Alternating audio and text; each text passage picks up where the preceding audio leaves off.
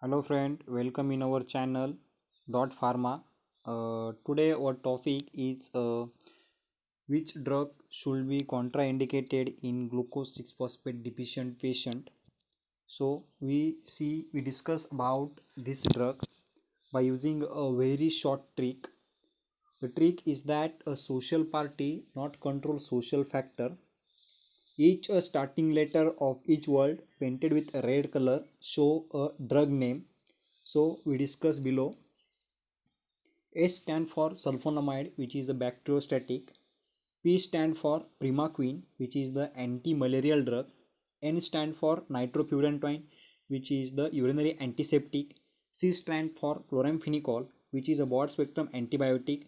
F stand for fluoroquinolines, which also used in a urinary antiseptic as that of nitrofurantoin.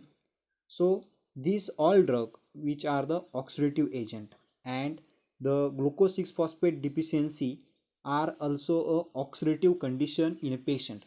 So glucose 6 phosphate dehydrogenase are the enzyme which is essential for maintaining the oxidative state in the cell.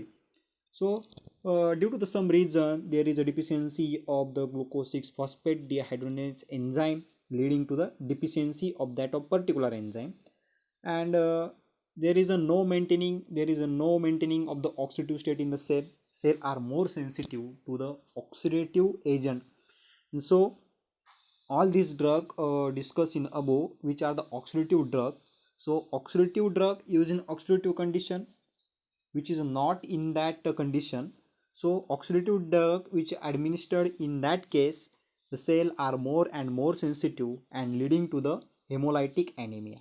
The followed by the hemolytic anemia, there is a increase in the risk of the hemolysis. So hemolysis is a condition in which there is a destruction of the RBC before there of the natural death.